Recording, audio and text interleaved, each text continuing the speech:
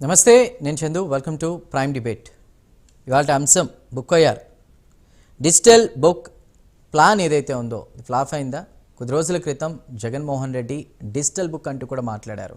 దానికి సంబంధించి మనం చూస్తే గనక రాష్ట్రంలో అన్యాయానికి గురైనటువంటి కార్యకర్తలు ఎవరైతే ఉన్నారో వారి సమక్షంలోనే వాళ్ళకి జరిగిన అన్యాయాల్ని అందులో ఎన్రోల్ చేసుకునేలా చెప్పేలాగా కూడా ఒక డిజిటల్ యాప్ని కూడా క్రియేట్ చేశారు. దాన్ని లాంచ్ చేశారు. ఇప్పటికే రాష్ట్రంలో ఎవరికైనా ఆల్రెడీ అన్యాయం జరుగుంటే, ఏదైనా అన్యాయం ఎక్కడైనా జరుగుతుంటే దానికి సంబంధించి రెండు రకాలుగా కూడా ఇది పనిచేస్తుందని చెప్పారు. వాటికి సంబంధించిన డీటెయిల్స్ ఇచ్చారు, అందులో పెట్టాలని చెప్పారు. ఫిర్యాదుల కోసం అన్యాయం జరిగింది, ఏం జరిగిందో, ఆ నియోజకవర్గం ఏంటి, పేరేంటి, ఎక్కడ ఎలాంటి అన్యాయం జరిగిందో రికార్డ్ చేసి లేకపోతే ఇన్ఫర్మేషన్ ఇస్తే సరిపోతుంది. ఇఫ్ ఇన్ కేస్ తర్వాత మేము అధికారంలోకి వస్తే మాత్రం వాళ్ళందరూ ఎవరైతే ఈ అన్యాయానికి కారకులుగా ఉన్నారో వాళ్ళు సప్త సముద్రాల అవతలు ఉన్నా సరే, రాష్ట్రంలో లేకపోయినా తీసుకుని వచ్చి కూడా చట్టం ముందు నిలబెట్టి శిక్షార్హుల్ని చేస్తాము అని చెప్పి జగన్మోహన్ రెడ్డి గారు చాలా కాన్ఫిడెంట్గా చెప్పారు. ఇది డిజిటల్ బుక్కి సంబంధించింది. బిఫోర్ దట్, దానికంటే ముందుగా కూడా గత వైఎస్ఆర్సీపీ ప్రభుత్వ హయాంలో జరిగినటువంటి అరాచక పాలన, అప్పుడు జరిగినటువంటి ఎవరెవరినైతే ఇబ్బందులకు గురి చేశారో ప్రతి ఒక్కటికి కూడా రెడ్ బుక్ అనేది ఒకటి తీసుకొచ్చారు నారా లోకేష్. ఆ రెడ్ బుక్కి సంబంధించి కూడా ఇప్పుడు కూటమి ప్రభుత్వం అధికారంలోకి వచ్చాక రెడ్ బుక్ పాలన నడుస్తుందని చాలా రోజులుగా వైసీపీ నేతలు వాళ్ళు మాట్లాడుతున్నటువంటి పరిస్థితి. ఇక్కడ మెయిన్ డిఫరెన్స్ ఏంటంటే digital book and red book విషయానికి వస్తే, రెడ్ బుక్లో నారా లోకేష్ జరిగిన ప్రతి తప్పిదం అవన్నీ కూడా ఆయన స్వయంగా నోట్ చేసుకున్నారు. బట్ ఇక్కడ డిజిటల్ బుక్లో ప్రజలే వాళ్ళకి జరుగుతున్నటువంటి అన్యాయాన్ని నోట్ చేసే విధంగా కూడా జగన్మోహన్ రెడ్డి ఇదంతా తీసుకొచ్చారు. ఇది డిజిటల్ బుక్, రెడ్ బుక్. అయితే డిజిటల్ బుక్ అనేది రెడ్ బుక్ అంటే కూడా డబుల్ ప్రమాదకరం అని వైసీపీ నేతలు వాళ్ళు మాట్లాడుతున్నటువంటి పరిస్థితి. కానీ ఇక్కడ మనం చెప్పుకోవాల్సింది ఇవాళ అంశం, డిజిటల్ బుక్ ఫెయిల్ అయిందా? ఎందుకంటే ఈ ఫిర్యాదులు ఇవి ఏవి చేయాలని చెప్పారు, ఆ ఫిర్యాదులన్నీ కూడా వైసీపీ కార్యకర్తలు గత 2019 నుంచి చూసుకున్న 2024 వరకు జరిగినటువంటి వాళ్ళు, అంటే చాలామంది భూములు లాక్కోవడం, అక్రమాలకు గురి చేయడం, ఇవన్నీ కూడా ఏవైతే ఉన్నాయో ఆ కంప్లైంట్స్ అన్నీ కూడా మంత్రిగా పనిచేసిన విడుదల రజనీ మీద కంప్లైంట్ కూడా వచ్చింది. అదే పార్టీకి సంబంధించిన ఎవరైతే చీఫ్ ఉన్నారో ఆయనకి సంబంధించి కూడా. సో అధికారంలోకి వచ్చాక ఆయనేమో వాళ్ళంతా చూస్తామని జగన్మోహన్ రెడ్డి అంటున్నారు. ఆల్రెడీ రెడ్ బుక్ పాలన జరుగుతుందని వైసీపీ నేతలు దానికి సంబంధించి మాట్లాడుతున్నారు. కానీ ఇంత కాన్ఫిడెంట్గా, అంటే ఎలక్షన్స్ తర్వాత మనం చూసుకుంటే కనుక జగన్మోహన్ రెడ్డి తర్వాత ఈ స్థాయిలో కాన్ఫిడెన్స్ కనిపించింది ఈ డిజిటల్ బుక్ సంబంధించి కూడా తీసుకురావడాన్ని. గతంలో వాలంటీర్లకే ఎక్కువగా అధికారం ఇవ్వడంతో కూడా ప్రభుత్వంలోకి రాలేకపోయి, ఇక నుంచి కార్యకర్తలదే వాళ్ళకే మెయిన్ ఇంపార్టెన్స్ అంటూ కూడా ఆయన కొంత హింట్ ఇచ్చారు. ఒక రకంగా ఆయన కార్యకర్తల విషయంలో వాళ్ళకు ఒక హింట్ ఇచ్చారు, నేనున్నాననే ధైర్యం చెప్పినప్పటికీ కూడా డిజిటల్ బుక్లో మళ్ళీ వైఎస్ఆర్సీపీ మీద ఎక్కువ ఫిర్యాదులు వస్తున్న నేపథ్యంలో ఇది ఫెయిల్ అయిందని అంటున్నారు. అది ఎంతవరకు నిజం మాట్లాడాలి? పార్టీ నేతలపై చర్యలు తీసుకుంటారా లేదా లైట్ తీసుకుని వదిలేస్తారా అనేది కూడా జగన్మోహన్ రెడ్డి గారి విషయంలో ఆలోచించాలి. సో ఏ బుక్ కరెక్ట్, ఎవరిని బుక్ చేయబోతున్నారు, ప్రజలు ఏమంటున్నారు, దీనికి సంబంధించి మాట్లాడదాం. ఇవాళ ఈ డిబేట్లో మనకు జాయిన్ అవుతున్నారు మెరుపుల మహేష్ గారు, జనసేన ఇన్ఛార్జ్ నగిరి నుంచి ఉన్నారు. మహేష్ గారు నమస్కారం. అదేవిధంగా ఆర్ఏ అజయ్ కుమార్ గారు ఉన్నారు, వారు వైసీపీ నాయకులు సతివేడు నుంచి, వాళ్ళు మరికొద్దిసేపట్లో జాయిన్ అవుతారు. అదేవిధంగా శాసనాల వీరబ్రహ్మం గారు ఉన్నారు, టీడీపీ సీనియర్ నాయకులు. వీరబ్రహ్మం గారు నమస్కారం, వారు జాయిన్ అయినట్టున్నారు. అదేవిధంగా కార్తిక్ గారు మనకు అవైలబుల్గా ఉన్నారు, వారు ప్రముఖ రాజకీయ విశ్లేషకులు. కార్తిక్ గారు నమస్కారం. అందరికి కూడా వెల్కమ్ టు ద డిబేట్ అండి. ప్రస్తుతం ముందుగా మహేష్ గారు, డిజిటల్ బుక్, నమస్కారం సార్. డిజిటల్ బుక్ అదేవిధంగా ఈ రెడ్ బుక్ కాన్సెప్ట్ ప్రజలకి వాట్ ఈస్ వాట్ అనేది ఒక క్లియర్ ఐడియా ఉంది. బట్ డిజిటల్ బుక్ అనేది ఎంతో కాన్ఫిడెంట్గా జగన్మోహన్ రెడ్డి గారు చెప్పినా కూడా ఇప్పుడు అది ఫెయిల్ అయింది, అందులో వైసీపీ నేతల మీద కంప్లైంట్స్ వస్తున్నాయి అనేది వినిపిస్తుంది. అది ఎంతవరకు నిజం? సార్, ముందుగా నాకు అవకాశం ఇచ్చిన ప్రైమ్ యాజమాన్యానికి అలాగే మీకు ప్యానల్ ఉన్నటువంటి ఇతర పార్టీ నాయకులందరూ కూడా గుడ్ ఈవినింగ్ తెలుపుకుంటూ, సార్ ఇప్పుడు డిజిటల్ బుక్ కానీ రెడ్ బుక్ కానీ అది ఏంటంటే, రెడ్ బుక్ అనేది ఎలక్షన్ టైంలో లోకేష్ గారు ఆయన చేసినటువంటి పాదయాత్ర సమయంలో ఆయన ఒక బుక్ పెట్టుకొని ఒక ఐడెంటిఫికేషన్ కోసము, ఒక సెంటర్ ఆఫ్ అట్రాక్షన్ కోసము, అంటే ఏదో ఒక థీమ్ ని, ఒక కాన్సెప్ట్ ని పబ్లిక్ లో కంటిన్యూస్ గా ప్రజెంట్ చేసే ప్రాసెస్ లో ఒక రెడ్ బుక్ ని అలా క్యారీ చేస్తూ, ఈ బుక్ లో మీరు చేసే పనులంతా కూడా ఎవరెవరైతే ఈ రోజు ఇబ్బంది పెడుతున్నారో, ఎవరెవరైతే మాజీ ముఖ్యమంత్రిని తప్పుగా మాట్లాడారో, ఎవరెవరైతే అవినీతి చేస్తున్నారో అవన్నీ కూడా దీంట్లో మేము తీసుకుంటూ పోతామని చెప్పి ఆయన యువగలం పాదయాత్ర అయిన తర్వాత నుంచి దానికి ఒక ఫోకసింగ్ అనేది వచ్చింది. అంటే ఎలక్షన్ బిఫోర్ మనం ఏది క్యారీ చేసుకొని మీ చిట్టా అంతా ఇందులో ఉంది విప్పుతాను అంటే దానికి జనాలు కనెక్ట్ అవుతారు ఖచ్చితంగా. Why? Because about to elections ఉంటుంది, నియర్ ఎలక్షన్స్ ఉంటుంది కాబట్టి దానికి కొంత కనెక్ట్ అయ్యేదానికి అవకాశం ఉంటుంది. ఎందుకంటే ప్రజలు కూడా 3 years 4 years వరకు కూడా వాళ్ళు ఇబ్బందులు పడుతూ ఉంటారు. ఇలాంటి విషయాలే నాయకులు ప్రస్తావిస్తూ ఉంటారు. ప్రస్తావించిన విషయాన్ని రెడ్ బుక్ లో నోట్ చేస్తున్నాము. ఈ బుక్ దాటిన తర్వాత ఏది కూడా ఎవరు అంటే ఎందుకు రెడ్ బుక్ అని పర్టికులర్ మెన్షనింగ్ అంటే నేను చెప్పినట్టు ఎగ్జాక్ట్ ఇదే కాన్సెప్ట్. ఒక కలర్ ఐడెంటిఫికేషన్ ఇమీడియట్ గా పబ్లిక్ లో అందరూ మాట్లాడుకోవడానికి వెళ్ళడానికి ఒక మార్గాన్ని అంతే తప్ప దాంట్లో రాజ్యాంగానికి అతీతంగా ఏది కూడా యాడ్ చేసిన రెడ్ బుక్ లో గానీ డిజిటల్ బుక్ లో గానీ they can't go beyond the constitution. దాన్ని దాటి ఎవరు వెళ్ళడానికి లేదు. ఏదో రెడ్ బుక్ లో రాసుకున్నంత మాత్రాన వీళ్ళు అరెస్ట్ చేయమంటే అరెస్ట్ చేసేయడాలు, లేకపోతే డిజిటల్ బుక్ లో రాసినంత మాత్రాన వీళ్ళు వదిలేయమంటే వదిలేయడాలు, అలాంటివంతా చాలా సిల్లీగా ఉంటుంది. సో వైఎస్ఆర్సీపీ వాళ్ళు ఫస్ట్ బ్లూ బుక్ అన్నారు, ఇప్పుడు డిజిటల్ బుక్ అన్నారు. Okay, they can go with any book. వాళ్ళు ఏ బుక్ తోనే వెళ్ళండి, దానికి మాకు సమస్య లేదు. ఎందుకంటే ఇది ఎలా అంటే ఇట్స్ టూ ఎర్లీ. ఒక గవర్నమెంట్ మీద మీరు మీకు ఒక గవర్నమెంట్ మీద ఒక అవినీతిని బయట పెట్టడానికో, లేకపోతే గవర్నమెంట్ మీద జరిగే తప్పును నిలబెట్టడానికో ఇది ఏంటంటే అంటే ఇప్పుడు ఆ స్కోప్ లేదు ఇప్పుడు చెప్పాలంటే. ఎందుకంటే మీరు గత 1 సంవత్సరం రోజులుగా యొక్క ప్రభుత్వం మీద సూపర్ 6 లో ఏం చేస్తున్నారు, అది మేము ఏదో మాకున్నటువంటి హడ్డల్స్ లో దాటుకుంటూ 1 by 1 మనం చేసుకుంటా మేము ముందుకు వెళ్ళిపోతున్నాం. ఈ రోజు టీసీఎస్ కంపెనీ ఈ రోజు భూమి పూజ స్టార్ట్ అయింది. గూగుల్లో ఆల్రెడీ ఒక పెట్టుబడులు వస్తా ఉంది. దేర్ ఆర్ ఎస్ఐబి మీటింగ్స్ జరిగింది. సో గవర్నమెంట్ మీద కంటిన్యూస్ గా ఏదో ఒకలాంటి మూవ్మెంట్ అనేది స్టార్ట్ అయ్యింది. అమరావతి బ్రాండింగ్ స్టార్ట్ అయ్యింది. సో వైజాగ్ లో కూడా స్టీల్ ప్లాంట్ అనే విషయంలో కూడా ఈ రోజు కేంద్రం నుంచి సహాయం తీసుకొని దాని మీద కూడా ముందుకు వెళ్తున్నాం. సో ఇది ఈ రోజు గవర్నమెంట్ కి వీళ్ళ డిజిటల్ బుక్ గురించి ఆలోచించేంత టైం గానీ ఓపిక్ గానీ లేదని నేను తెలియజేసుకుంటాను. ఎందుకంటే దిస్ ఇస్ టూ ఎర్లీ. నిజంగానే వైఎస్ఆర్సీపీ వాళ్ళు ప్రొజెక్ట్ చేయాలి అన్నట్టయితే ఇంకా ఉంది మీకు టైం. ఎందుకంటే ఎవరికన్నా ఒక బ్రీత్ స్పేస్ ఇవ్వాలా, ఒక కొద్ది రోజుల వరకు వాళ్ళు అలో చేయాలా. వదిలిన తర్వాత తప్పుల్ని పట్టుకొని మీరు తిరిగితే బాగుంటుంది తప్ప స్టార్టింగ్ లో బ్లూ బుక్ అన్నారు, డిజిటల్ బుక్స్ అన్నారు, ఇప్పుడు మీరే అంటున్నారు వాళ్ళ పార్టీ వాళ్ళ మీద కంప్లైంట్స్ చేస్తున్నారు. ఎందుకంటే ఇప్పటికి కూడా చాలా రెవెన్యూ డిపార్ట్మెంట్స్ లోకి వెళ్ళినట్టయితే ల్యాండ్ మా పేరు మీద ఉంది, వాళ్ళ పేరు మీదకి మారిపోయింది, మాకు ఇలాంటి ఇష్యూస్ ఉందని చెప్పి రెగ్యులర్ గా మనం ఈ రోజు స్పందనలో కానీ అన్ని చోట్ల కూడా చూస్తున్నాం.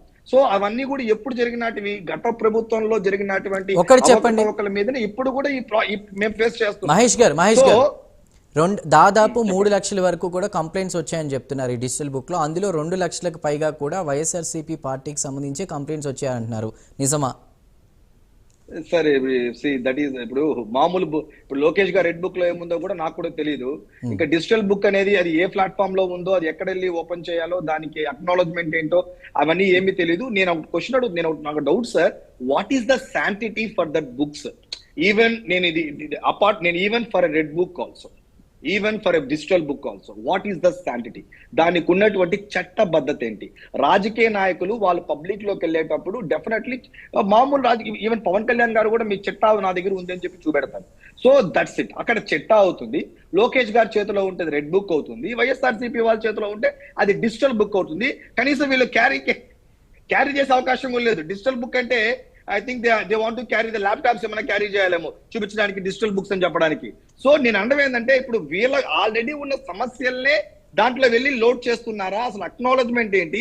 ఒకవేళ నిజంగానే సమస్య చెప్పుకోవాలంటే కూడా ఎలా చెప్పుకోవచ్చు? అంటే ఎట్లా మీరు అంటే ఏంటి, కూటమి ప్రభుత్వం మీ మీద చేస్తున్నటువంటి దాడుల్ని మాత్రమే మీరు దాంట్లో నోట్ చేస్తారా? లేదు ప్రభుత్వం సరిగా పనిచేయట్లేదు అనే విషయాలను కూడా మీరు నోట్ చేస్తున్నారా?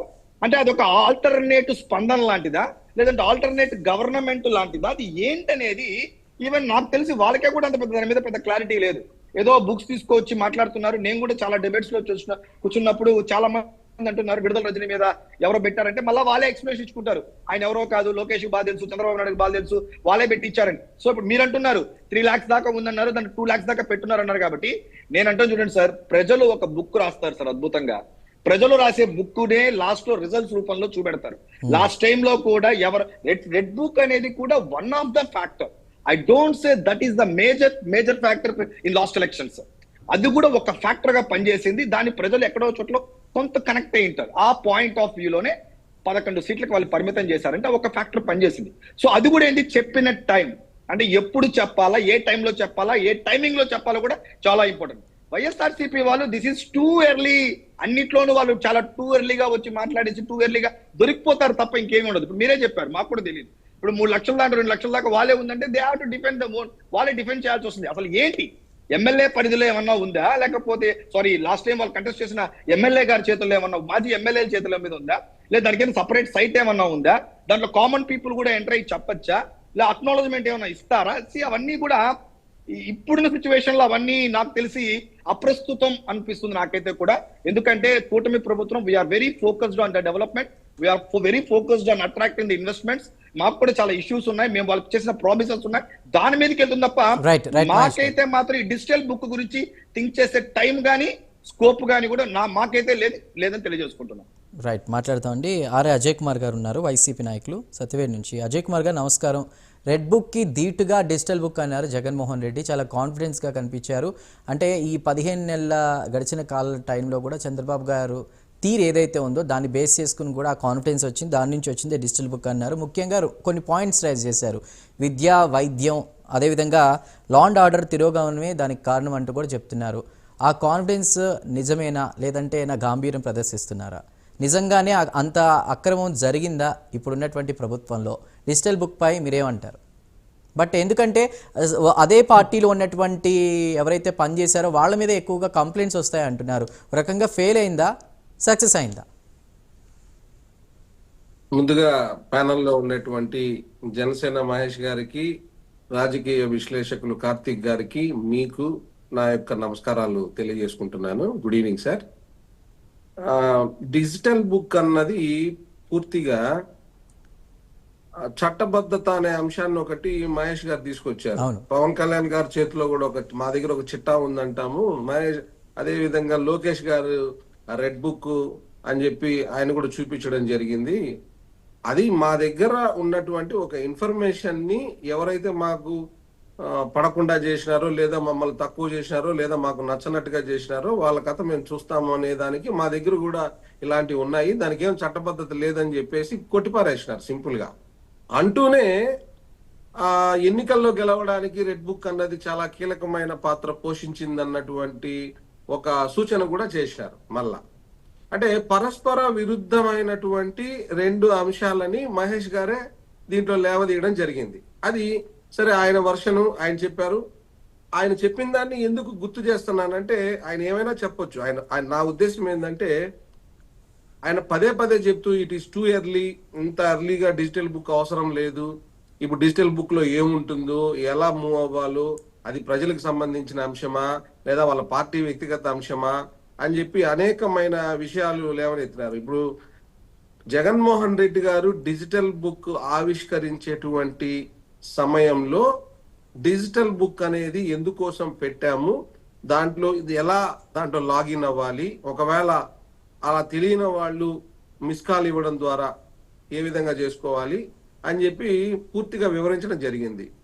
ఇది మా పార్టీ ఎప్పుడు ఏ బుక్ ప్రవేశపెట్టుకోవాలి, ఎప్పుడు ఏ రకమైన యాక్టివిటీ చేసుకోవాలన్నది పూర్తిగా మా పార్టీ యొక్క వ్యక్తిగత అభిప్రాయం. ఇతరుల సూచనలు సలహాలు అయితే ఖచ్చితంగా మాకు అవసరం లేదు.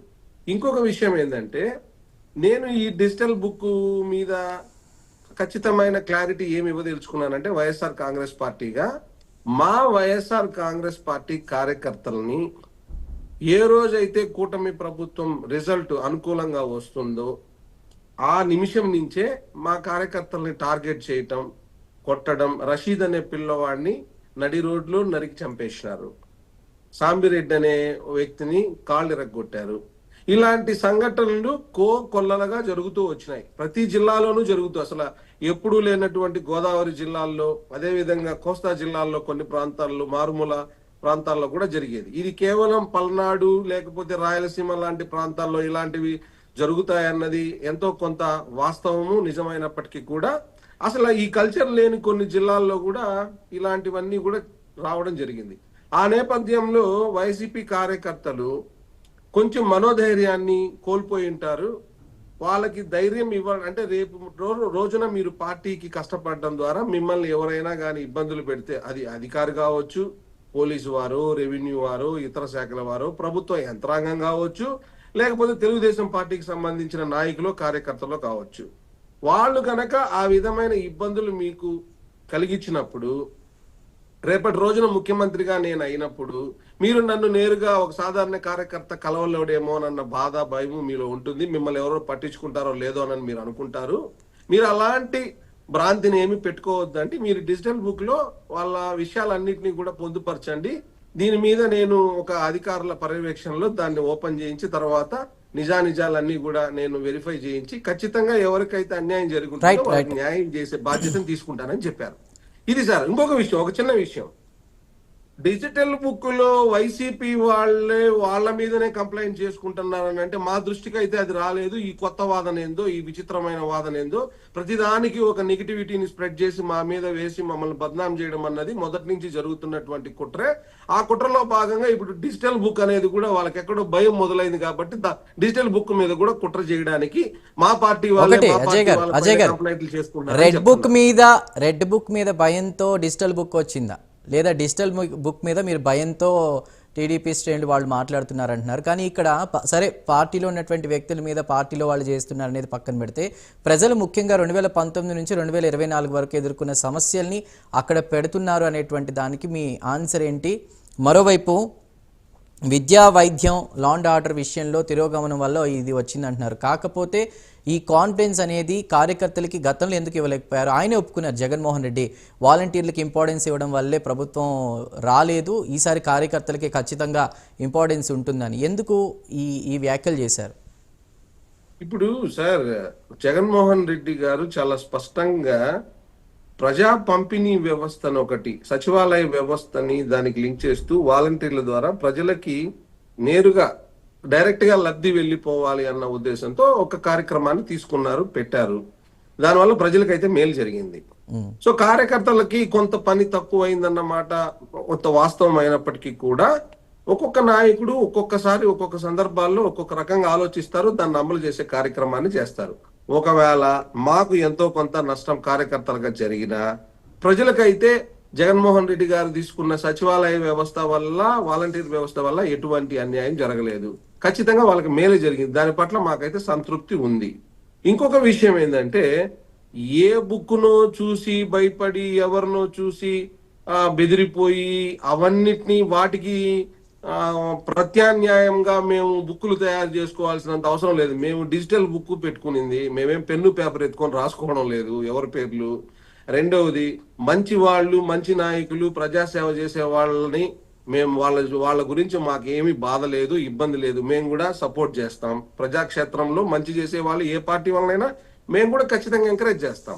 మా బాధ, మా ఇబ్బంది అందా ఏంటంటే, మా కార్యకర్తని గ్రామ స్థాయిలో ఎదగనీయకుండా వీళ్ళు 2029 ఎన్నికలకి యాక్టివ్ అయితే మనం ఎట్లా ఈ సూపర్ 6 ఫెయిల్ అయిపోయాము, ప్రజాపాలన బాగలేదు, మొలకల చెరువులో వైన్ ఫ్యాక్టరీనే పెట్టి, లిక్కర్ ఫ్యాక్టరీనే పెట్టి మందు సరఫరా చేస్తున్నాము, అక్కడి నుంచి లింక్ ఇబ్రహీంపట్నం కృష్ణా జిల్లా వరకు పాకింది. ఈ రకంగా చూసుకుంటూ పోతే ప్రభుత్వానికి తీవ్రమైన చెడ్డ పేరు వస్తా ఉంది.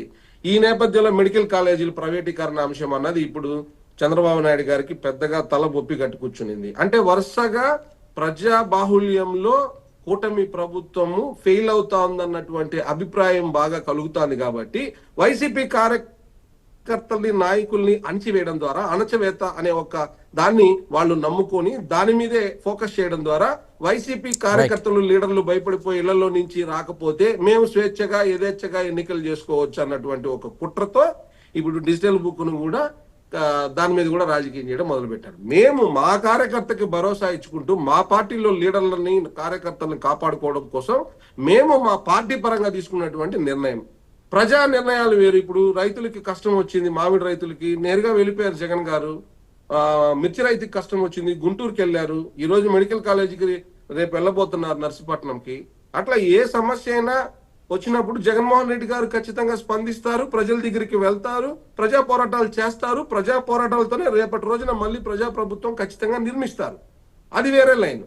పార్టీ కార్యకర్తలను కాపాడుకోవడము, పార్టీ కార్యకర్తల బాధను వినడము, పార్టీని స్ట్రెంథెన్ చేసుకోవడం అన్నది ప్రతి రాజకీయ పార్టీకి విధిగా ఉంటుంది. కాబట్టి మేము కూడా ఆ పనే చేస్తున్నాం. రైట్. శాసనాలు వీరబ్రహ్మం గారు ఉన్నారు. వీరబ్రహ్మం గారు, చంద్రబాబు తీరుపై వ్యతిరేకత వచ్చిన జనంలో ఇప్పటికిప్పుడు ఎన్నికలు జరిగినా కూడా వచ్చేది జగన్మోహన్ రెడ్డి అన్నంత కాన్ఫిడెన్స్లో ఆయన ఉన్నారు. డిజిటల్ బుక్ తీసుకొచ్చారు. సో ఈ డిజిటల్ బుక్ వ్యూహంపై మీరేం మాట్లాడతారు వీరబ్రహ్మం గారు? నమస్కారం చందు గారు, అలాగే ప్యానల్లో ఉన్నటువంటి వారికి కూడా నా ప్రత్యేక ధన్యవాదాలు. మతి స్థిమితం లేక ఏదో మాట్లాడాలని వైసీపీ నాయకులు మాట్లాడటం తప్ప మేం భయపడేది ఏంటండి? ఈయన ఇప్పుడు చెప్తున్నాడు, ఆయన ప్రజా సమస్యల కోసం మేము పాదయాత్ర చేస్తామని. అసలు ఆయన అసెంబ్లీకి రమ్మనండి, ప్రజా సమస్యలు చెప్పమనండి. అసెంబ్లీకి రాకుండా ప్రజా సమస్యలు చెప్పకుండా ఏదో విధంగా ఈ చేసిన తప్పులన్నీ కనపడకుండా ఉండటానికి ఒక ప్రయత్న భాగంగా చేస్తున్నారు. కానీ ఏదైనా జగన్ కు ధైర్యం ఉన్నా, వైసీపీ ఎమ్మెల్యేలకు ధైర్యం ఉన్నా అసెంబ్లీ జరిగినప్పుడు వెళ్ళాలా? అసెంబ్లీలో సమస్యలు చెప్పండి, తెలుగుదేశం పార్టీ తప్పులే చెప్పండి. కాకుండా ఇదండి, ఒక నిమిషం అండి అజయ్ గారు, ప్లీజ్ వారు మాట్లాడండి. అదండి, మీరు మాట్లాడినప్పుడు నేను మాట్లాడలే. జగన్ పని ఎట్లుందంటే పెళ్లి చేసుకొని సంసారం చేయని విధంగా ఉంది అయింది. అసెంబ్లీలో గెలవటం, లోపలికి రాకపోవటం ఏందండి? అసెంబ్లీకి ఎందుకు రారు మీరు? ఒకటి డిజిటల్ బుక్ అన్నారు, నయం కాదు, భయపడాల్సింది మా రెడ్ బుక్ వల్ల. కానీ రెడ్ బుక్ అంటే అక్రమంగానో ఏదైనా సరే అన్యాయంగానో మేము చేసేవాళ్ళం కాదు. అలాగైనా రెడ్ బుక్ లో అన్యాయం చేసిన వాళ్ళు, మా కార్యకర్తలు నష్టపోయిన వాళ్ళు ఈ చెప్పిన విధానాలని చూసే మాట అయితే జైళ్ళల్లో నిండిపోయి కొత్త జైళ్ళు కట్టాల్సి వచ్చి ఉండేవాళ్ళం మేము. మా సిద్ధాంతం ఒకటే, తప్పు చేస్తే ఎవరైనా ఒకటే. ఇవాళ మీరు చూశారు, మీకు ఉన్నాడు చేబోర్డు కిరణ్ అనే ఒక అతను వైఎస్ జగన్ మిస్సెస్ ను, ఆమెను మరి భారతి గారిని ఒక మాట మాట్లాడితే మేము పార్టీని సస్పెండ్ చేశాం. మా మహిళ ఒకటే, మీ మహిళలైనా ఒకటే, అంతేగాని అలా మాట్లాడకూడదని ఎఫ్ఐఆర్ కట్టించి రిమాండ్కి పంపాం. చూశారా లేదా? మీరు ఉండండి. అలా జయచంద్ర రెడ్డి గారు ఉన్నారు, అలాగే సురేష్ నాయుడు గారు ఉన్నారు. అనుమానం వచ్చింది, డైరెక్ట్ సర్వసంగతి, తక్షణమే వాళ్ళని పార్టీ నుంచి మేము సస్పెండ్ చేశాం. ఇవాళ మీరు డిజిటల్ ఓపెన్ చేసిన రోజే మీకు మంత్రి గారు ఉన్నారు, సెలవుపేటలో రజనీ గారు. అదే విధంగా ఆ రోజు ఆయన ఉన్నటువంటి ఒక అధ్యక్షుడు నీ మీద ఒక కంప్లైంట్ చేశాడు డిజిటల్లో. అయ్యా మాకు అన్యాయం జరిగింది, మరి ఈ విధంగా జరుగుతా ఉంది, మరి రచిత గురించి ఏంది మాట్లాడతానంటే ఈ రోజుకు మాట్లాడలే. మాకు మొన్న తెలిస్తే మా నాయకుడు, మా తెలుగుదేశం పార్టీ సిద్ధాంతం ఒకటే, నాయకుడు కానివ్వండి, కార్యకర్త కానివ్వండి, తప్పు చేసిన ఏ ఆరోపణలు రుజువైనా ఎవరి మీద చర్య తీసుకునేటువంటి వ్యక్తి మా జాతీయ తెలుగుదేశం పార్టీ అధ్యక్షులు ఈ ముఖ్యమంత్రి చంద్రబాబు వీరబ్రహ్మం గారు. చాలా కాన్ఫిడెంట్ గా జగన్మోహన్ రెడ్డి గారు కొన్ని సమస్యల మీద మాట్లాడారు. రాష్ట్రంలో యూరియా సమస్య ఉంది, 5 ఏళ్లలో మేము ఉన్నటువంటి ఆ టైంలో అయితే ఇది లేదు, ఇలాంటి సమస్య లేదు. బట్ చంద్రబాబు టైంలో రైతులకి అటు గిట్టుబాటు ధర కూడా ఏ పంటకి లేదు. ప్రభుత్వం దళారులతో చేతులు కలిపి కూడా 300 రూపాయలు ఎక్కువకి యూరియా బస్తాలు అమ్ముకుంటున్నారంటూ కూడా ఈ కామెంట్లు చేశారు. వీటన్నిటి నుంచి వచ్చిన కాన్ఫిడెన్స్ వల్ల ఇప్పుడు వచ్చిందే డిజిటల్ బుక్ అంటున్నారు, కార్యకర్తలకు మేము అండగా ఉంటాం అంటున్నారు. అంటే ఈ స్థాయిలో ఇప్పుడు కూటమి ప్రభుత్వంలో జరుగుతుందా?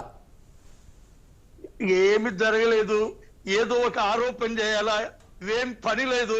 11 మంది ఎమ్మెల్యేలు గెలిచారు, వాళ్ళు కూడా ఇవాళ రేపు ఎటుపోతున్నారు ఆయనకు అర్థం కావటంలే. ఇట్లాంటిది పెట్టి పాదయాత్రలు చేస్తే జనంలో ఉన్నట్టుంటానికి ఒక ప్రయత్న భాగంగానే ఆయన మాట్లాడుతున్నాడు. కానీ జగన్ కు దేంటంటే యూరియా ఉందా, రమ్మనండి, చెప్పమనండి. ఊరికే మాట్లాడి ఏదో విధంగా ఒక ఆరోపణ అనేస్తే ఆ విధంగా ఇవాళ కూటమి ప్రభుత్వం, తెలుగుదేశం, జనసేన, బీజేపీ యొక్క కూటమి ఈ రాష్ట్రంలో ఎన్ని విధాల అభివృద్ధి కార్యక్రమాలు చేస్తుందో, మరి ఆయన 5 సంవత్సరాలు ఏ విధంగా చేశాడో ఎవరో వాళ్ళు చర్చకు రమ్మనండి, చర్చకు మేము మాట్లాడి సిద్ధం. మేమేం ఫెయిల్ అయినామండి? మేము ఫెయిల్ అయినామా? ఇవాళ ఉన్నట్టు చూడండి, ఆయన చర్య తీసుకుంటే ఇవాళ జైల్లో మగ్గుతున్నటువంటి వాళ్ళు ఉన్నారు, నాయకులు, అభ్యర్థులు పోటీ చేసిన వాళ్ళు, ఎంపీకి పోటీ చేసిన వాళ్ళు సస్పెండ్ చేయమండి. ఇన్ని ఆరోపణలు వస్తా ఉంటే జగన్ ఏం చేస్తున్నాడు? ఆయన వాళ్ళని సస్పెండ్ చేయాలి. కానీ ఏది ఇవ్వకుండా ఆడ ఈరా బస్తా లేదు, లేకపోతే ఇది లేదు, ఆడ ఒక 100 రూపాయలు పెత్తమ్ముతున్నారు. ఇట్లాంటివి కాదు. ఈ యొక్క 18 మాసాల్లో ఏ ప్రజలకు ఏ విధంగా అందుబాటులో ఉందో ఈ పార్టీ, ఈ ప్రభుత్వం, ఈ కూటమి ఇవాళ అందరూ ఆశిస్తా ఉన్నారు. ఇవాళ మహిళలు తండోపతంగా ఇవాళ ఉచిత బస్ సర్వీసు ఏ విధంగా ఆనందంగా ఉన్నారండి. రైతులు ఉన్నారు. రైతులు ఏంటంటే రైతులకు వాళ్ళకి కావలసినటువంటి 20,000 లక్షల రూపాయలు ఒక్కొక్కరు 20,000 రూపాయలు ఈ రోజు అదనంగా బ్రహ్మాండంగా ఇస్తున్నామా లేదా? చేయండి. గ్యాస్ సిలిండర్లు ఇస్తున్నామా? మీరు ఏందో అంట వాళ్ళని పెట్టుకున్నారు ఎవరిని వాలంటీర్లను. ఏమంటే ఆ వాలంటీర్లు ఏరున్నారు ఇక్కడ? వాలంటీర్లు ఏం చేశారో మీకు తెలుసు. వాళ్ళు ఇప్పుడు అల్లాడిపోతా ఉన్నారు వాలంటీర్లు. మేము ఒకటే చెప్తున్నాం, ఈ డిజిటల్ ఇంకా ఉండదు. ఈయన మళ్ళా టూర్ పోయి వచ్చే వరకు అది కూడా రద్దు చేసుకుంటారు. ఎక్కడికి పోయినా వైసీపీ నాయకుల మీద కంప్లైంట్లు. కూటమి తప్పు చేసిందని ఎవరు చేయటంలే, వాళ్ళందరూ కూడా మన వాళ్ళే పాపం చేస్తా ఉంటే వైసీపీ నాయకులకు అర్థం కావటంలే. ఏంది ఇది? మనం పెట్టింది ఒక ఎత్తు, ఒక ఇది మా లోకేష్ గారు పెట్టింది ఏంటంటే, ఒకటి ఎక్కడైనా అన్యాయంగా చట్టపరంగా ఇబ్బందులు పెట్టిన వాళ్ళ మీదనే ఏదైనా చర్యలు ఉంటాయి కానీ ఉత్తోళ్లను మేము చేయాల్సిన అవసరంలే. జగన్ ఆ విధంగా ఒక్కటి కూడా ఆయన చేసిన పాపాన ఇవాళ ఆయన పోవటం లేదని కూడా నేను మనవి చేస్తున్నా. సిద్ధాంత పరంగా ఉంటే మరి ఈ రోజు ప్రతి ఒక్క విడుదల రజనీ మీద మొదటి రోజే డిజిటల్లో కంప్లైంట్ చిలకలూరుపేట నుంచే ఇచ్చారు నరసింహరావు ఆయన. ఆమె తమ్ము చెప్పండి, మీరు ఆమె చర్యను చెప్పండి. ఆమె తప్పు చేసిందా లేదా? వాళ్ళ ఇంటి మీద ధ్వంసం జరిగిందా లేదా? వాళ్ళ కారు పగలగొట్టారా లేదా? ఆ ఇంటిని ఇంకా అన్యాయంగా చేశారా లేదా? ఆ మాట మీరు చెప్పండి. అంతేగాని ఏదో మీ డిజిటల్ ఎందుకండి? మీ డిజిటల్ మా డిజిటల్ బుక్ యొక్క కనెక్షన్ మీకు ఏమన్నా ఉందా? ఆ కంప్లైంట్ ఆధారం ఏదో చూపించండి. అట్లా డిజిటల్ ఇప్పుడు మా పార్టీ మాజీ మంత్రి గారు రజనీ గారి మీద కంప్లైంట్ అజయ్ గారు డిజిటల్ బుక్ లో అని చెప్పారు. రైట్ వారికి ఆ సమయం ఇద్దాం, ఆ కంప్లైంట్ చూపిస్తారు. వీరబ్రహ్మం గారు ఈలోపు మీరు ఆ కంప్లైంట్ అదేదైనా ఉంటే ఆధారాలు రెడీ చేసి పెట్టుకోండి. అండ్ మరోవైపు అజయ్ గారు, ఇటు షర్మిల గారు కూడా అంటే ఎవరికైనా అన్యాయం జరిగితే కంప్లైంట్ చేయొచ్చు అని చెప్పారు. షర్మిల గారు కూడా కంప్లైంట్ చేశారంటున్నారు. దానికి సంబంధించి కూడా మాట్లాడదాం. మరి మనకి అనలిస్ట్ కార్తీక్ గారు ఉన్నారు. కార్తీక్ గారు, రెడ్ బుక్ అంటూ లోకేష్, డిజిటల్ బుక్ అంటూ జగన్మోహన్ రెడ్డి, వీరిద్దరు కూడా ఇప్పుడు మాట్లాడుతున్నటువంటి పరిస్థితి. అయితే ఏ అసంతృప్తి ఆయన మాట్లాడారు? గత 5 సంవత్సరాల్లో జరిగిన అభివృద్ధి 15 నెలల కాలంలో జరిగిందని చంద్రబాబు మీద ఆ అసంతృప్తి వ్యక్తం చేస్తున్నారా? లేదంటే నిజంగానే ఈ ప్రభుత్వంలో ప్రజలకి అన్యాయం జరుగుతుందా? కార్యకర్తల మీద ముఖ్యంగా ఈ డిజిటల్ బుక్ హిట్టా ఫ్లాపా? మీరేమంటారు? మ్యూట్ తీసి మాట్లాడండి కార్తీక్ గారు, అన్మ్యూట్ చేసి మాట్లాడండి.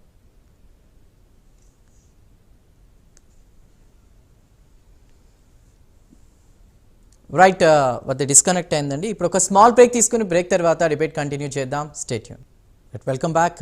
రైట్, అజయ్ గారు ఏమంటారు? అంటే సొంత పార్టీ నేతలపై ఫిర్యాదులు వస్తున్నాయి అన్నటువంటి దానికి మీ ఆన్సర్ ఏంటండి? సార్, ఇప్పుడు ఏ పార్టీలోనైనా పరస్పర వైరుధ్యం ఉన్నటువంటి ఆలోచనలు, వ్యక్తులు, అభిప్రాయాలు ఖచ్చితంగా ఉంటాయి. అది మనమేమి ఇప్పుడు ఒక స్వచ్ఛంద సేవా సంస్థ నడిపే వాళ్ళకైనా, వాలంటీర్ ఆర్గనైజేషన్ కైనా, లేకపోతే మఠానికైనా, పీఠానికైనా, ఎలాంటి వ్యవస్థలోనైనా ఒక పెద్ద వ్యక్తుల సమూహంగా ఉన్నటువంటి వ్యవస్థల్లో పరస్పర వైరుధ్యమైన ఆలోచనల నేపథ్యంలో ఒకరి మీద ఒకరికి కాస్త ఇబ్బందికరమైన పరిస్థితులు ఉంటాయి. ఎవరైతే అల్టిమేట్ గా ఆ వ్యవస్థకో ఆ సంస్థకో నాయకుడు ఉంటారో వాళ్ళ దృష్టికి అవి ఏదో ఒక రూపాన తీసుకెళ్తారు. అది సహేతుకంగా జరిగేటువంటి ఒక చర్య. రెండవ విషయం ఏంటంటే, ఉద్దేశపూర్వకంగా కూడా ఇవి రాజకీయాలు కాబట్టి ఒక లీడర్ ఎదుగుతా ఉండేటప్పుడు ఇంకొక లీడర్ మీద ఏదో ఒకటి లేనిపోంది సృష్టించి అభూత కల్పనలు వేసి బకెట్లు బురద జల్లి అతన్ని ఏదో ఒక రకంగా లేదా ఆమెను ఏదో ఒక రకంగా చెడ్డపేరు తీసుకొచ్చే ప్రయత్నం చేసి నాయకుడికి దూరం చేసే కార్యక్రమాన్ని కూడా చేస్తారు. ఇవి రాజకీయాలు మనకి తెలియనటివి ఏం కాదు. ఇప్పుడు వాలంటీర్లకి 10,000 ఇస్తానని చెప్పినారు చంద్రబాబు నాయుడు గారు. మీకు ఎక్కువ డబ్బులు ఇప్పించే ప్రయత్నం చేయడానికే నా తపనంతా అని చెప్పి పవన్ కళ్యాణ్ గారు కూడా చెప్పారు. అదే వాలంటీర్ల ద్వారా 30,000 మంది మహిళలు అదృశ్యం అయిపోయినారని చెప్పి పవన్ కళ్యాణ్ గారు చెప్పడం జరిగింది. ఆ వాలంటీర్ వ్యవస్థ అందరు కాదులేండి, కొందరు ఉన్నారు, కొందరి వల్ల ఇబ్బంది వస్తుందని కూడా క్లియర్ గా చెప్పారు. మరి ఇంత 30,000 మందిలో 3,000 మంది మహిళలను కూడా ఇంతవరకు తీసుకురాలా? ఇలాంటివి ఎన్నో రకాలుగా రాజకీయాలు చేస్తూ ఉంటారు, ఎన్నో రకాల బురదలు చల్లుతూ ఉంటారు. ఇవి చాలా సహజమైన అంశాలే. అల్టిమేట్ గా ప్రజలు ఒక నిర్ణయానికి వస్తారు, ఒక నిర్ణయం తీసుకుంటారు. సో అలాంటి అంతర్గత వ్యవహారాల్లో ఒకరి మీద ఒకరికి వ్యత్యాసాలు ఉండడం అన్నది ఇంత పెద్ద రాజకీయ పార్టీలో 40% ఓట్ బ్యాంక్ ఉన్నటువంటి మా పార్టీలో సహజంగా ఎక్కడో ఒకటో రెండో ఉండొచ్చు. అవి వాళ్ళకి విధానాలు తెలియక, ఎక్కడ కంప్లైంట్ చేయాలో తెలియక కొందరు కొన్ని మార్గాల్ని అనుసరిస్తా కూడా ఉండుండొచ్చు కూడా. అంతే తప్ప అదేం పెద్ద వ్యవహారం ఏం కాదు. ఇంత పెద్ద రాజకీయ పార్టీలో ఓ చిన్నపాటి కంప్లైంట్, ఈ వ్యక్తి నాకు నచ్చలేదు, ఈ వ్యక్తి నాకు ఇలా చేశాడని చేయడం అనేది చాలా చిన్న విషయమే నా దృష్టిలో. కాబట్టి దానికి అంత ప్రాధాన్యత ఇవ్వాల్సినంత అవసరం అయితే లేదు. రెండవది, డిజిటల్ బుక్ అనేది పూర్తిగా మా పార్టీ వ్యక్తిగతమైన వ్యవహారం. దాంట్లో ఇతర పార్టీ వాళ్ళకి ఎందుకు బాధో, ఎందుకు తొందరో, దాంట్లో ఏముందని తెలుసుకోవాల్సినంత ఆసక్తి ఏందో నాకైతే అర్థం కావడంలే. అంటే భయపడుతున్నారా? ఒక మోటోతో జగన్మోహన్ రెడ్డి గారు డిజిటల్ బుక్ తీసుకొచ్చారు. కార్యకర్తలకు అండగా నిలబడాలి, ఎవరైతే అన్యాయానికి గురవుతారో వాళ్ళకి అండగా నిలబడాలి, అధికారంలోకి వచ్చాక వాళ్ళకి సంబంధించి చట్టబద్ధంగా శిక్ష అమలు కావాలని. కాకపోతే ఇదే పార్టీకి సంబంధించి తిప్పేస్వామి విషయం కావచ్చు, విడుదల రజనీ కావచ్చు, ఈ కంప్లైంట్స్, మరోవైపు షర్మిల గారు అక్కడ ఆమెకు అన్యాయం జరిగిందని ఆమె కంప్లైంట్, ఇవన్నిటి వల్ల జగన్మోహన్ రెడ్డి గారు ఏమైనా ఇబ్బందులు ఎదుర్కొంటున్నారా? అంటే ఎలాంటి యాక్షన్ ఉండబోతోంది? ఇప్పుడు పార్టీ నేతలపై కంప్లైంట్స్ వస్తున్నాయి కాబట్టి చర్యలు తీసుకునే అవకాశం ఉందా లేదా? డిజిటల్ బుక్ యాక్టివిటీ అన్నది జగన్మోహన్ రెడ్డి గారు తిరిగి ముఖ్యమంత్రిగా అయిన తర్వాత కూటమి నాయకులు, లేకపోతే కూటమి నాయకుల మాటలు విని రెచ్చిపోయిన అధికారుల్లో తప్పు చేసి ఉంటే వాళ్ళకి చట్టపరమైన చర్యలు తీసుకోవడం లాంటి కార్యక్రమంలో భాగమే డిజిటల్ బుక్. సో దాన్ని ఇప్పుడు జనసేన వారికో, తెలుగుదేశం వారికో, బీజేపీ వారికో, లేదా ఇతరులకో మా డిజిటల్ బుక్ తో ఏం బాధ, ఏం తొందర, ఎందుకు భయపడుతున్నారా? ఏమన్నా అప్పుడే భయం మొదలైపోయిందా? అది మా వ్యక్తిగతమైన అభిప్రాయం. అజయ్ గారు, కూటమి నేతలేమో, ఒక్క నిమిషం అండి, వీరబ్రహ్మం గారు ఒక్క నిమిషం, కూటమి నేతలేమో రెడ్ బుక్ భయం వల్ల ఈ డిజిటల్ బుక్ బయటకు వచ్చింది అంటున్నారే. అంతే సార్, ఇప్పుడు చాలా స్పష్టంగా ఒకటి చెప్తాం sir. Red book red book red book అని చెప్పడం, మా చెవులు విని విని అరిగిపోవటం అన్ని జరిగిపోయినాయి. అధికారంలో కూడా వచ్చేసినారు. వరుస పెట్టి మా లీడర్లని, ఫస్ట్ లేయర్ లీడర్లు అందరినీ తీసుకుపోయి జైల్లో వేసేసినారు. వాళ్ళందరికీ బెయిల్ వచ్చినాయి, వాళ్ళు బయట కూడా వచ్చేసి వాళ్ళు ప్రజాబాహుల్యంలో తిరుగుతున్నారు. వాళ్ళ పార్టీ యాక్టివిటీస్ లో ఎవరు పనులు చేసుకుంటా వెళ్తున్నారు. ఏం చేస్తారు సార్? ఇంతకు మించి ఏం చేయబోతారు? ఇంకా భయపడేది ఏముంటుంది? ఇంతకన్నా వైఎస్ఆర్ కాంగ్రెస్ పార్టీకి సంక్షోభకరమైన పరిస్థితులు ఇంకెప్పుడు కూడా రావు జీవితంలో.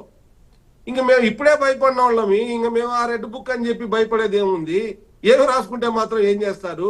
అన్నిటికన్నా ఒకటి, జనసేన నాయకుడు గారు అన్నటువంటి మాట నాకు బాగా నచ్చింది, మహేష్ గారు అన్నమాట.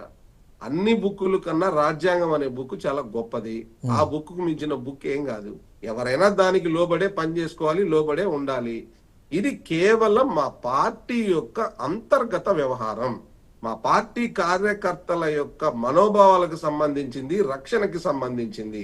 మళ్ళీ చెప్తున్నాను, ఇది తెలుగుదేశం పార్టీకి, కూటమి ప్రభుత్వానికి మాట్లాడదాం. ఒక్క నిమిషం వీరబ్రహ్మ గారు, ఒక్క నిమిషం. కటా కార్తిక్ గారు ఉన్నారు. కార్తిక్ గారు, ఒకటి చెప్పండి, నాడు లోకేష్ రెడ్ బుక్ కాన్సెప్ట్ ఏంటి, ఇప్పుడు డిజిటల్ బుక్ కాన్సెప్ట్ ఏంటి అనేది మీరేమనుకుంటున్నారు? అంటే పార్టీ నేతలపై ఇప్పుడు ఫిర్యాదులు కూడా వస్తున్న నేపథ్యంలో జగన్మోహన్ రెడ్డి గారు చర్యలు తీసుకుంటారు, ఇప్పటికైనా కార్యకర్తలకు ఇంపార్టెన్స్ ఇస్తారని అనుకోవచ్చా? నిజానికి రెడ్ బుక్ ఎక్కడ స్టార్ట్ అయిందండి? నారా లోకేష్ గారు యువగలం పాదయాత్ర చేస్తున్నప్పుడు ఆయనకు వచ్చినటువంటి కంప్లైంట్స్ అన్ని నేను రెడ్ బుక్ లో నమోదు చేసుకుంటున్నాను. అధికారంలోకి వచ్చిన తర్వాత ఇవన్నీ రెక్టిఫై చేసి ఎవరైతే తప్పు చేశారో వాళ్ళందరి మీద చట్టపరంగా చర్యలు తీసుకుంటాం. నా దృష్టికి వచ్చి మా పార్టీ కార్యకర్తల మీద అన్యాయంగా, అక్రమంగా, దుర్మార్గంగా ప్రజల మీద, మా పార్టీ నాయకుల మీద, కార్యకర్తల మీద వ్యవహరించిన వాళ్ళ పేరు నేను ఇక్కడ రాసుకుంటున్నాను అని ఆయన అనౌన్స్ చేశారు. ఆ నోటు రెడ్ బుక్ ని వైసీపీ తప్పుపట్టింది. ఈనాటికి కూటమి అధికారంలోకి వచ్చిన తర్వాత వైసీపీ నాయకుడు ఎవరు అరెస్ట్ అయినా సరే నారా లోకేష్ గారు రెడ్ బుక్ రాజ్యాంగం ప్రకారమే అరెస్ట్ చేస్తున్నారు అని మాట్లాడుతుంది. కానీ మరి అదే పార్టీ డిజిటల్ బుక్ తీసుకురావటం మరి ఎలా అంటే ఒక పక్క రెడ్ బుక్ కాన్సెప్ట్ ను తప్పుపడుతూ యాస్టీగా దాదాపుగా అదే రకమైన కాన్సెప్ట్ వైసీపీ కార్యకర్తలకి నాయకులకి వాళ్ళ పార్టీ సింపథైజర్స్ ఎవరైనా ఇబ్బంది పెడితే, కూటమికి సంబంధించిన వాళ్ళు కావచ్చు అధికారులు వచ్చి ఇబ్బంది పెడితే వాళ్ళు డిజిటల్ గా నమోదు చేసుకోండి, వైసీపీ అధికారంలోకి వచ్చిన తర్వాత వాళ్ళందరి మీద చట్టపరంగా చర్యలు ఉంటాయని చెప్పేసి వైసీపీ చెప్తుంది. ఇదే కాన్సెప్ట్ గా రెడ్ బుక్. దాన్ని ఒకవైపు తప్పు పడుతూ మరోవైపు డిజిటల్ బుక్ తీసుకురావడం కొంత విరుద్ధంగా కనపడుతుంది. తప్పే ఒక కోయిల ముందే కూసింది అన్నట్టు జగన్మోహన్ రెడ్డి గారు ఇప్పుడే డిజిటల్ బుక్ తీసుకురావడం ఫలితంగా ఇంకా ప్రజలు వైసీపీ ప్రభుత్వ కాలంలో జరిగినటువంటి అన్యాయాలు, అక్రమాలు, దుర్మార్గాలు కొంత మర్చిపోకపోవటం ఫలితంగా ఆ రోజు చేసినటువంటి వాటిని నమోదు చేస్తున్నారని చర్చ జరుగుతుంది. ఏదైనా రెడ్ బుక్ అయినా డిజిటల్ బుక్ అయినా వాళ్ళ ఇంటర్నల్ పార్టీ డాక్యుమెంట్స్ అవి లోపల ఏముందనేది మనకు తెలియదు. కానీ మనం వింటున్నటువంటి సమాచారం మేరకు ఇప్పుడు డిజిటల్ బుక్ లో కొన్ని కంప్లైంట్స్ నవతరం పార్టీ అధ్యక్షుడు విడుదల రజనీ మీద కంప్లైంట్ చేశానని చెప్పి ఓపెన్ గా మీడియా ముందుకు వచ్చి చూపించాడు. తను కంప్లైంట్ చేసినటువంటి విషయాన్ని, ఆ కంప్లైంట్ ఆధారంగా వాళ్ళు ఎక్నాలజ్మెంట్ ఇచ్చిన విషయాన్ని కూడా చూపించాడు. ఓ టీవీ ఛానల్ లైవ్ లో కూడా పాల్గొని మాట్లాడాడు. అయితే ఇంకా వినపడే చర్చ ఏంది, అసలు ఫస్ట్ డిజిటల్ బుక్ ఓపెన్ చేయగానే ఫస్ట్ డౌన్లోడ్ చేసుకుంది వైఎస్ సునీతారెడ్డి గారు. ఆవిడ అంటే వాళ్ళ పార్టీకి సంబంధించే కదా. వివేకానంద రెడ్డి గారు వైసీపీ మాజీ నాయకుడే కదా. వాళ్ళ కుటుంబ సభ్యులైనటువంటి వివేకానంద రెడ్డి గారి కూతురైన సునీత గారు డౌన్లోడ్ చేసుకొని, అన్నా నాకు అన్యాయం జరిగింది, మా నాన్నగారిని అన్యాయంగా చంపారని ఆరోపణలు ఎదుర్కొంటున్నటువంటి వైఎస్ అవినాష్ రెడ్డి గారికి మీరు ఎంపీ పదవి ఇచ్చారు, ఆయనేమో నిందితుల్ని, సాక్షుల్ని, అనుమానితుల్ని బెదిరిస్తున్నారు. 6 సంవత్సరాల కాలంలో 6గురు చనిపోయారు. నా నాన్నకి న్యాయం జరగాలంటే అవినాష్ రెడ్డిని పార్టీ నుంచి సస్పెండ్ చేయండి, ఆయన మీద చర్యలు తీసుకోండి, ఆయన మమ్మల్ని బెదిరిస్తున్నారు అని చెప్పేసి ఆవిడ కంప్లైంట్ చేశారు అనేటువంటిది మనం విన్న చర్చ. తర్వాత వైఎస్ విజయమ్మ గారు డౌన్లోడ్ చేసుకున్నారు అని. వైఎస్ విజయమ్మ గారు, అయ్యా నా కొడుకు నా ఆస్తిని లాక్కోవాలని ప్రయత్నం చేస్తున్నాడు, నా మీద కేసులు వేస్తున్నాడు, నన్ను ఇబ్బంది పెట్టే ప్రయత్నం చేస్తున్నాడు, నా కొడుకు మీద చర్యలు తీసుకుని అని చెప్పేసి వైఎస్ విజయమ్మ కంప్లైంట్ చేస్తున్నటువంటిది ఇంకో చర్చ. తర్వాత వైఎస్ మీడియా ముందు చెప్పినట్టున్నారు, నేను కూడా కంప్లైంట్ నమోదు చేసుకుంటా, నాకు నా కొడుకులకి జరిగినటువంటి అన్యాయం మీద నేను కంప్లైంట్ రైజ్ చేస్తానని వైఎస్ కాకపోతే ఆమెకు అవకాశం ఉందో లేదు, ఆమె కాంగ్రెస్ పార్టీలో ఉన్నారు కాబట్టి, కాంగ్రెస్ పార్టీ స్టేట్ ప్రెసిడెంట్ గా ఉన్నారు కాబట్టి వైఎస్ విజయం గారికి అవకాశం ఉంది. ఎందుకంటే ఆ వైసీపీ పార్టీ సంబంధించిన మాజీ గౌరవాధ్యక్షురాలు, వైసీపీ పార్టీ ఒకటి చెప్పండి కార్తిక్ గారు, ఏ బుక్ అయినా ముఖ్యంగా 2 బుక్కులు కలిపి దాని యొక్క కాన్సెప్ట్ ఒకటేనా, ప్రత్యర్థులే టార్గెటా, వాళ్ళని ఇరకాట్లో పెట్టడమేనా? కానీ ఇక్కడ ఒకటి ఇందాక అజయ్ గారు అన్నట్లు కాదు కార్తిక్ గారు, ఇందాక అజయ్ గారు అన్నట్లు ఒకవేళ అరెస్టులు చేసినా కూడా అరెస్ట్లే చేయగలుగుతున్నారు, అంతకు మించి ఏం లేదు, వాళ్ళు హ్యాపీగా బయటకు వచ్చేస్తున్నారని. ఇక్కడ ఇబ్బంది పడుతుంది ఎవరు? ప్రజలు కాదా? ప్రజలు చాలామంది అంటే ఒకరు అధికారంలో ఉన్నప్పుడు ఇతర పార్టీలకు సంబంధించినటువంటి కార్యకర్తలు ప్రజలు ఇబ్బందులు పడుతున్నారు, వాళ్ళు అవునన్నా కాదన్నా ప్రజాక్షేత్రంలో ప్రజలు ఇబ్బంది పడడం కరెక్ట్ కాదు. సో దీనికి ఒక ఎండ్ కార్డ్ ఏంటి? అంటే తప్పు చేసిన వాళ్ళ మీద చట్టపరంగా చర్యలు తీసుకుంటామంటే ప్రజలకి ఇబ్బంది ఎక్కడ ఉంటుందండి? ఇప్పుడు కొడాన్నాన్ని అరెస్ట్ చేస్తే ప్రజలకు ఇబ్బంది ఉంటుందా? లేకపోతే కాకాని గోవర్ధన్ రెడ్డిని అరెస్ట్ చేస్తే ప్రజలకు ఇబ్బంది ఉంటుందా? వాళ్ళు తప్పు చేయకపోతే కోర్టు ఆటోమేటిక్ గా రిమాండ్ విధించడానికి అవకాశం ఉండదు. సరే, రిమాండ్ విధించినప్పుడు కూడా మీరు చూపించే కేసులను బట్టి తర్వాత బెయిల్ మీద బయటకు వస్తారు, ఇందాక వైసీపీ నాయకులు చెప్పినట్టు. ఏదేమైనా చట్టపరంగా చర్యలు తీసుకోవడానికి మనం సమర్థించాలి. వాళ్ళ పార్టీ వాళ్ళు, వాళ్ళ పార్టీ కార్యకర్తల చేత ఇంటర్నల్ డాక్యుమెంటరీ అది సరే కార్తిక్ గారు, కానీ ఇప్పుడు వైఎస్ఆర్సీపీ వాళ్ళ అధికారంలో ఉన్నప్పుడు ఎవరైతే టీడీపీకి సంబంధించిన వాళ్ళు, కుటుంబకి సంబంధించిన వాళ్ళ పొలాలు, స్థలాల విషయంలో లేదా కొన్ని గొడవలు జరిగి వాళ్ళని కొట్టడాలు, హత్యలు ఇవన్నీ జరిగాయి, అక్కడ ప్రజలు ఇబ్బందులు పడుతున్నారు. ఇటు కూటమి ప్రభుత్వం వచ్చినప్పుడు మా వాళ్ళని కొడుతున్నారు, చంపేస్తున్నారని వైసీపీ వాళ్ళు అంటున్నారు. అక్కడ ప్రజలు కూడా ఇబ్బందులు పడుతున్నారు కదా, వాళ్ళ పరిస్థితి ఏంటి అంటున్నారు? ఈ రెడ్ బుక్ లేదా డిజిటల్ బుక్ వల్ల ప్రత్యర్థులు టార్గెట్ కాకుండా ప్రజలు టార్గెట్ అవుతున్నారు కదా. ప్రజలకు సంబంధించి కూడా కొన్ని పాయింట్స్ రేజ్ అయినట్టు నాకు కనపడతా ఉంది. ఇప్పుడు ఎగ్జాంపుల్, జగన్మోహన్ రెడ్డి గారు గతంలో గుంటూరు మిర్చి యాడికి వెళ్ళారండి. అక్కడ రైతులు కొంతమంది జగన్మోహన్ రెడ్డి గారు వస్తున్నారు, మా బాధలు చెప్పుకుందాం వెళ్తే మా మిర్చి బస్తాలు ఎత్తకపోయారు, వాళ్ళ మీద చర్యలు తీసుకోండి అని చెప్పేసి కంప్లైంట్ రైజ్ చేశారని. తర్వాత మామిడికాయ రైతుల గురించి ప్రస్తావించారు. ఇందాక బంగారుపాలెం వెళ్ళారు, ఆ బంగారుపాలెం అయినప్పుడు మామిడికాయలని ట్రాక్టర్లు పెట్టి తొక్కించారు, ఆ రైతులు ఎవరో కంప్లైంట్ చేశారని. వైసీపీ నాయకులు కొంతమంది జగన్మోహన్ రెడ్డి గారి పర్యటన హైలైట్ చేయడం కోసం మామిడికాయల ట్రాక్టర్ల లోన్లో నుంచి నేల మీద పడేసి ట్రాక్టర్లతో దొక్కి అదే మామిడికాయల లోన్ల మీద జగన్మోహన్ రెడ్డి గారి కాలనీ కూడా తొక్కుంటూ పోయింది, నాకు నష్టం జరిగింది అనేటువంటిది ఆ రైతు కంప్లైంట్ చేశాడు అనేటువంటిది.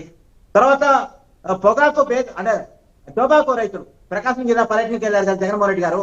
అక్కడ రైతులు వైసీపీ జగన్మోహన్ రెడ్డి గారి మీదే కంప్లైంట్ చేశారు. అంటే మీరు వస్తున్నారు, మా బాధలు చెప్పుకుందాను మేము గ్యాదర్ అయితే మా మీద రాళ్ళు విసిరారు, పైగా మా పొగాకు పేదం తొక్కారు. ఆ విజువల్స్ అన్ని ఛానల్స్ కూడా ప్లే అయినాయి. మాకు న్యాయం జరగాలని కంప్లైంట్ చేసినట్టు. తర్వాత ఇంకొంతమంది పర్టికులర్ గా ఎవరైతే జగన్మోహన్ రెడ్డి గారి కారు కింద పడిపోయి చనిపోయినటువంటి వ్యక్తి ఉన్నారో వాళ్ళ భార్య కంప్లైంట్ చేసిందని. ఏమని, అయ్యా జగన్మోహన్ రెడ్డి గారు, నా భర్త కారు కింద పడిపోతే మీరు చూడలేదు ఓకే, కానీ మీ వెనకాల ఉన్న వాళ్ళు ఎవరు చూడలేదా? తీసపోయి పొదల్లో పడేశారు. తర్వాత అంబులెన్స్ లో తీసుకెళ్తుంటే కనీసం వైసీపీ నాయకులు ఎవరు అంబులెన్స్ లో కూడా వెళ్ళలేదు. అంబులెన్స్ లో వెళ్ళున్నా అంబులెన్స్ వెనకాల ఫాలో ఉన్నా నా భర్త బతుకుండేవాడేమో నాకు అనుమానం ఉంది. వైసీపీ నాయకులు మీ పర్యటన ఇంపార్టెంట్ తీసుకున్నారు కాబట్టి నా భర్తను వదిలేశారు, గాలికి వదిలేశారు. ఆ రోజు అంబులెన్స్ లో కనీసం అటెండర్ గా ఏ వైసీపీ నాయకులు ఎక్కున్నా వైసీపీ కార్లలో కన్వాయ్లో అదే హాస్పిటల్ తీసుకున్న నా భర్త బతుకుండేవాడేమో అని చెప్తే ఆ మీద కంప్లైంట్ రైజ్ చేశారు. ఇలా కొన్ని వినపడుతున్నాయి. ఏమైనా అండి, రాజకీయ పార్టీలు ప్రజలకి జవాబుదారీగా ఉండాలి. కంప్లైంట్ తీసుకోవడం తప్పు కాదు, ఆ కంప్లైంట్స్ కు సమాధానం చెప్పగలిగే పరిస్థితిలో రాజకీయ పార్టీలు ఉండాలి. అది నేను చెప్పేది. రైట్. మహేష్ గారు మీరేమంటారు? సూపర్ 6 విషయంలో ముఖ్యంగా సూపర్ 6 సూపర్ ప్లాఫ్ అయింది అంటున్నారు. ముఖ్యంగా 2 విషయాలు, ఆడబిడ్డ నిధి కావచ్చు, నిరుద్యోగ భృతి కావచ్చు, అది ఇంతవరకు దానికి ఒక ఒక పట్టాన ఇచ్చింది లేదు. ఇప్పుడు సభలు వాటిలోనేమో అది సక్సెస్ అని చెప్తున్నారు, ఎంతవరకు కరెక్ట్ అని కూడా వాళ్ళు క్వశ్చన్ చేస్తున్నారు. మరోవైపు నేతలు వైఎస్ఆర్సీపీ నుంచి మాస్ వార్నింగ్స్ కూడా ఇస్తున్నారు డిజిటల్ బుక్కి సంబంధించి. మీరేమంటారు మహేష్ గారు? సార్, ఇప్పుడు డే 1 నుంచి కూడా కూటమి ప్రభుత్వం ఏం చేస్తుంది అని మేము చెప్పేటప్పుడు వైఎస్ఆర్సీపీ వాళ్ళు డే 1 నుంచే super 6 flop, super 6 flop flop flop అని చెప్పుకుంటూనే వస్తున్నారు. ఇది ఇప్పుడు ఆగదు. నేను చెప్పడం ఏంటంటే they are not going to stop by this next month కాదు. వాళ్ళు ఇది 5 సంవత్సరాలు సూపర్ 6 ఫ్లాప్ అనే చెప్తారు. వాళ్ళకి చేసే మంచి కనబడదు, చేసే మంచి వినబడదు, ఏది రెండు కూడా వాళ్ళకి కనబడదు. సో మేము కూడా ఏంటంటే 1 by 1 మేము కూడా చేసుకుంటూ వస్తున్నాం. కూటమి ప్రభుత్వం కూడా ఈ రోజు 3,000 రూపాయలు పెన్షన్ వాళ్ళు ఇచ్చారు, మేము 4,000 ఇచ్చాం. రైతులకు వాళ్ళు 15,000 ఇచ్చారు, మేము 20,000 ఇస్తున్నామని చెప్తున్నాం. సిలిండర్స్ ఇచ్చున్నాం, శ్రీశక్తికి ఇచ్చాం. ఆటో వాళ్ళకి వాళ్ళు 10,000 ఇస్తే మేము 15,000 ఇచ్చాం. సార్ ఒకటి చూడండి, డబ్బు అనే ఫ్యాక్టరే గాని బలంగా పనిచేస్తుంది, జనాలకి పప్పు బెల్లం పంచినట్టు డబ్బులే పనిచేస్తుంది అనుకుంటే నిజం చెప్పాలంటే వైఎస్ఆర్సీపీకి 11 సీట్లు రాదు నా లెక్క ప్రకారం. వాళ్ళకి జనాలకి డబ్బులే కావాలంటే, ఎందుకంటే అమ్మఒడి ఇచ్చింది జగన్మోహన్ రెడ్డి. మీరు 1 ఇచ్చారు, మేము 2 పంచలేదని నేను చెప్పట్లేదు, బలంగా పంచారు. మరి అంత బలంగా పంచినప్పటికీ కూడా ఎందుకు ఈ రోజు వైఎస్ఆర్సీపీకి 11 సీట్లు వస్తుంది అనేది ఒక పెద్ద $1 మిలియన్ క్వశ్చన్. అది ఈ రోజు మేము కూడా డబ్బులే పంచుతున్నామంటే మేము డబ్బులు పంచుతూ ఆగిపోయిన అమరావతి బ్రాండింగ్ ని మళ్ళా ప్రమోట్ చేసుకోవాలా, వైజాగ్ లో కంపెనీస్ తీసుకురావాలా, ఇన్వెస్టర్స్ ని అట్రాక్ట్ చేయాలా, ఎస్ఐపిబిస్ మీటింగ్స్ ద్వారా ఎవరైతే ఇన్వెస్టర్స్ వచ్చారో వాళ్ళకి క్లియర్ చేయాలా. సో ఇది మాకు కంటిన్యూగా కూడా గ్రోత్ రేట్ కానీ జీడిపి కూడా when compare to last year తో తీసుకుంటే బెటర్ వస్తుంది. సార్ జిఎస్టీ కలెక్షన్స్ కానీ దాని బ్యాక్ రావడం కూడా కరెక్ట్ గా వస్తుంది. వైజాగ్ స్టీల్ ప్లాంట్ ఇష్యూస్ మీద కానీ పోలవరం ప్రాజెక్టు రీస్టార్ట్ అయింది. సో మాకేంటంటే మేము ఏదైతే డబ్బులు ఇస్తూనో సంక్షేమం ఇస్తూనో ప్యారలల్ గా అభివృద్ధి కూడా ప్రజల ముందు పెడుతున్నాం కాబట్టే మాకు కాన్ఫిడెన్స్. లాస్ట్ టైం వాళ్ళు డబ్బులు మాత్రమే పంచారు, బటన్ మాత్రమే నొక్కారు కాబట్టి డెఫినెట్లీ పోలవరం ప్రాజెక్ట్ ని నిర్లక్ష్యం చేశారు. వైజాగ్ స్టీల్ ప్లాంట్ ని పట్టించుకోవడం మానేశారు. రెండోది అమరావతి లాంటి క్యాపిటల్ సిటీని 33,000 ఎకరాల ల్యాండ్ ని వాళ్ళు జస్ట్ లైక్ దట్ వదిలేసి 3 రాజధానులు అని చెప్పి పబ్లిక్ లో కన్ఫ్యూజన్స్ క్రియేట్ చేశారు. ఫారిన్ డైరెక్ట్ ఇన్వెస్ట్మెంట్స్ అట్రాక్ట్ చేయడంలో ఫెయిల్యూర్ అయ్యారు. గత 5 సంవత్సరాలుగా తీసుకుంటే వాళ్ళు 100 రూపాయల భారతదేశంలో పెట్టుబడి పెడితే 25 పైసలు మాత్రమే వాళ్ళు అట్రాక్ట్ చేసింది. సో ఇవన్నీ ఉన్నట్టు ప్రాసెస్ లో మేము డబ్బులు పంచుతూ, రెండోది ప్యారలల్ గా డెవలప్మెంట్, రెండోది 2018లో పడినటువంటి డిఎస్సి ఈ రోజు మళ్ళా 2025లో దాదాపు 16,000 మందికి మళ్ళా మేము డిఎస్సి ఇచ్చుకోవడం జరిగింది. మీకు చిన్న విషయం చెప్తాను సార్, నేను కూడా చదువుకున్నాను. చాలా మంది సచివాలయంలో జాబ్స్ తెచ్చుకున్న వాళ్ళు కూడా మొన్న డిఎస్సి ఎగ్జామ్స్ లో తిరిగి వాళ్ళకు బిఈడి క్వాలిఫికేషన్స్ ఉండడం వల్ల దాదాపు చాలా మంది తిరిగి మళ్ళా వాళ్ళు ఈ యొక్క టీచర్ పోస్ట్లకి వాళ్ళు జాయిన్ అవ్వడం జరిగింది, రాజీనామా చేసేసి. అంటే ఒక ప్రభుత్వ ఉద్యోగం అనుకొని జాయిన్ అయిన వాళ్ళు తిరిగి వాళ్ళ ఆ ఉద్యోగాన్ని 5 సంవత్సరాలు పనిచేసి తిరిగి వదిలేసి తిరిగి మళ్ళా ఈ యొక్క ఎగ్జామ్ రాసి మళ్ళా తీసుకునే వాళ్ళు చాలా మంది ఉన్నారు. అంటే మీరు ఇచ్చిన దాన్ని తీసుకుంటూ లేదు మాకు బెటర్ కావాలా అనే ఉద్దేశంతో ఈ రోజు కూటమి ప్రభుత్వం ఇచ్చినటువంటి ఏదైతే డిఎస్సి ఉందో, కానిస్టేబుల్ జాబ్స్ ఉన్నాయో దాంట్లో కూడా వచ్చారు. అంటే ప్రజలు ఏం చూస్తారంటే ఇచ్చింది మాత్రమే కాదు, ఓకే, better ఏముంటుంది, మీరు చెప్తున్నారు best ఏముంటుందో చూస్తారు. సంక్షేమంతో పాటు అభివృద్ధి కూడా మెయిన్ గా ముందుకు వెళుతున్నారని కూటమి ప్రభుత్వం చెప్తున్నారు. కానీ వైసీపీ చేస్తున్నటువంటి క్వశ్చన్ ఏంటంటే ఎలా? చంద్రబాబు హయాంలో రైతులకి ఒక్క పంటకి కూడా గిట్టుబాటు ధర లేదంటున్నారు. దీన్ని వేసేసుకుని వాళ్ళు ముందుకు వెళ్తున్నారు. ఎంతవరకు నిజం? సార్ ఇప్పుడు రైతుకి గిట్టుబాటు ధర లేదు అంటే ఒక్క నిమిషము, ఈ ప్రభుత్వం కూటమిలో అధికారంలోకి వచ్చిన తర్వాత 55,57,527,525 మెట్రిక్ టన్నుల ధాన్యాన్ని సేకరణ చేసి దాదాపు 8,50,50,340 మంది రైతులకు ఇచ్చి దానికి 13,584 కోట్ల రూపాయలు చెల్లించడం జరిగింది. సార్ వీళ్ళు ఇంత మాట్లాడతారు, ఎవ్రీథింగ్ మీ ఇంత మదర్ ఫ్యాక్ట్స్ అండ్ ఫిగర్స్ ఉన్నాయి. మీకు చిన్న విషయం చెప్పనా, వీళ్ళు బడుగు బలహీన వర్గాలు అని చెప్తుంటారు వైఎస్ఆర్సీపీ వాళ్ళు. గత ప్రభుత్వంలో కేంద్రానికి సరైన మ్యాచింగ్ గ్రాంట్స్ ఇవ్వకపోగా 82 కేంద్ర పథకాలు ఆపేయడం జరిగింది. తద్వారా ఆంధ్ర రాష్ట్రానికి జరిగిన నష్టం 39,000 కోట్లు. దాదాపు 1,83,00,000 మందికి జనాలకి రావాల్సిన లబ్ధి వీళ్ళు మ్యాచింగ్ గ్రాంట్స్ ఇవ్వకపోవడం వల్ల జరిగిన నష్టం. ఈ కూటమి ప్రభుత్వం అధికారంలోకి వచ్చిన తర్వాత ఆ 14,000 రూపాయలు మ్యాచింగ్ గ్రాంట్స్ ఇవ్వడం వల్ల దాదాపు 40,000 కోట్ల రూపాయలు ఈ రోజు మనం శిశు సంక్షేమం కానీ, మైనారిటీస్ కానీ, ఎస్సీ వాళ్ళకు కూడా తీసుకోండి. అంటే ఏంటంటే మీరు గవర్నమెంట్ లో ఏ మ్యాచింగ్ గ్రాంట్స్ ఇస్తే డబ్బులు వస్తుంది, తద్వారా పబ్లిక్ పంచాలన్న కాన్సెప్ట్ కూడా వీళ్ళ దగ్గర లేదు. నేను అందే చెప్తున్నాను, డిజిటల్ బుక్ మీద మీరు ఇంత సీరియస్ చెప్పినప్పుడు నా ఫస్ట్ లైన్ లో చెప్పాను, I am the person who is very least bothered about digital book. నేను దాన్ని పట్టించుకో. ఎందుకంటే ఇందాక అనలిస్ట్ గారు చెప్పారు, నాకు అది అర్థం కాలేదు. ఇప్పుడు ఈవెన్ ఈ వైఎస్ఆర్సీపీ అజయ్ అన్న కూడా దానికి కొంచెం వివరణ ఇస్తే బాగుంటుంది. అంటే ఎట్లనా అంటే దానికి ఒక సపరేట్ లాగిన్స్ ఉంటుందా, కొంతమందికి లాగిన్స్ ఉంటుందా? ఇప్పుడు లోకేష్ గారు అంటే ఆయన పెన్ తోనే ఆయన చేతితో రాసుకుంటారు కాబట్టి nobody can enter, nobody can't right anything. మరి ఇది ఎట్లా, ఇది జగన్మోహన్ రెడ్డి గారే నోట్ చేసుకుంటారా, లేకపోతే ఎవరికైనా లాగిన్ ఐడీస్ ఇచ్చేసి ఎవరైనా ఎంటర్ అయిపోవచ్చా అనేది? మహేష్ గారు, అది అజయ్ గారు ఏమంటారు దాన్ని? ఒక నిమిషం నేను ఇంకో పాయింట్ ఫినిష్ చేస్తాను. ఇప్పుడు ఇందాక అజయ్ అన్న చెప్తూ ఏమన్నాడంటే దట్స్ క్లారిటీ ఏంద్రా అంటే, ఇది ఇప్పుడు కాదు పనిచేసేది, ఇది మేము అధికారంలోకి వచ్చిన తర్వాత ఎవరైతే మీ కూటమిలో ఎక్స్ప్లాయిట్ చేస్తుంటారో అధికారులు కానీ మీరంతా అలాంటి వాళ్ళ పేర్లు మాత్రమే నోట్ చేస్తుంటాం అనేది అక్కడ వర్షన్. బట్ ఇప్పుడు ఎలా బూమరాంగ్ అవుతుందంటే ఇది పబ్లిక్ లో కానీ అందరిలో కూడా ఇది ఎవరన్నా ఎంటర్ అయిపోవచ్చా? ఇంత ముందు చెప్పినట్టు సునీతమ్మ కంప్లైంట్ ఇచ్చేసిందంట, విజయమ్మ కంప్లైంట్ ఇచ్చేసిందంట, షర్మిలా కంప్లైంట్ ఇచ్చేసిందంట. అంటే ఇది ఏంటి, ఇది ఎవరన్నా ఎంటర్ అవ్వచ్చు, ఎవరికైనా లాగిన్ ఐడీస్ ఉంటుందా, రేపు మీరు నేను కూడా ఎంటర్ అయ్యి ఏదైనా ఎంటర్ కొట్టేయచ్చా అనేది అది డెఫినెట్లీ వైఎస్ఆర్సీపీ వాళ్ళు పెట్టుకోవాలి. లేదంటే డెఫినెట్లీ డిజిటల్ బుక్ అనేది వాళ్ళకి అనవసరంగా తల మీద ఎక్కించుకున్నటువంటి ఒక అన్నెసరీ బడ్డనన్నా అవుతుంది అనుకుంటున్నాను.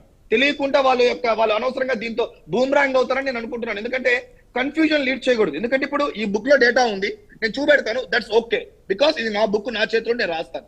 మరి డిజిటల్ బుక్ అన్నప్పుడు అది ఏంటది, ఎవరు లాగిన్ లో ఉంటుంది, పోనీ వాళ్ళకన్నా క్లారిటీ ఉందా లేకపోతే ఏందో నాకైతే తెలియదు.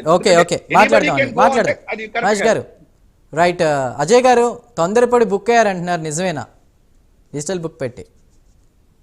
ఇప్పుడు మీరు ఒకటి చూడండి సార్, ఈ ప్రభుత్వం అధికారంలోకి వచ్చింది, చాలా చక్కగా మహేష్ గారు ఒక మాట అన్నారు, మీరు డబ్బులు విపరీతంగా ప్రజలకి చేరవేసినా కూడా ఓడిపోవడం పట్ల మాకు కూడా చాలా అనుమానం ఉంది, ఎందుకు ఓడిపోయినారు వీళ్ళన్న మాటను కూడా మహేష్ గారు చెప్పడం జరిగింది.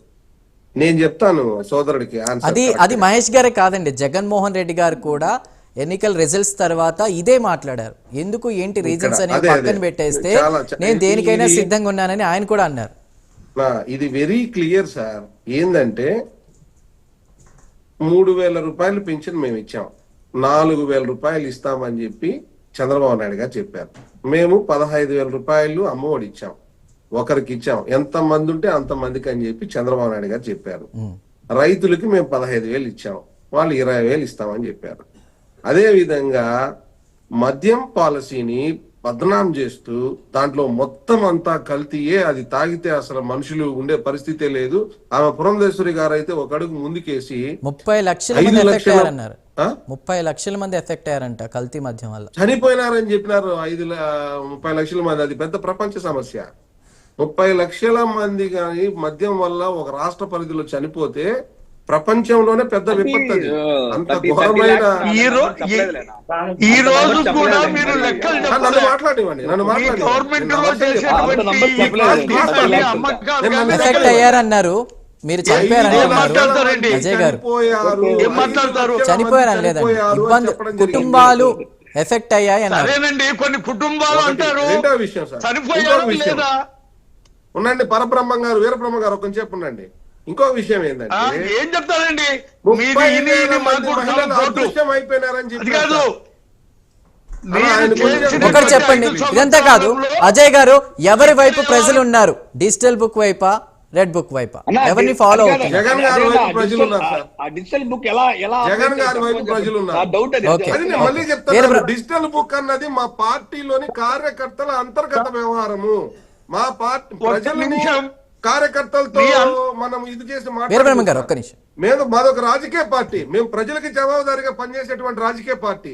ఆ చేస్తున్న క్రమంలో మా పార్టీ కార్యకర్తలు ఎదుర్కొనేటువంటి సమస్యలకి ఒక చక్కటి సమాధానం ఉండాలి కాబట్టి మేము ఈ విధానాన్ని తీసుకొచ్చాం. ఎవరైతే మా కార్యకర్తలను ఇబ్బంది పెట్టారో వాళ్ళ టార్గెట్ గా, అంతే తప్ప ఇది డిజిటల్ బుక్ పాలన లాగానో మరొక రైట్ అజయ్ గారు ప్లీజ్ సమయం లేదు. వీరబ్రహ్మ గారు మీరేమంటారు? వీరబ్రహ్మ గారు మీ కన్క్లూషన్ ఏంటి?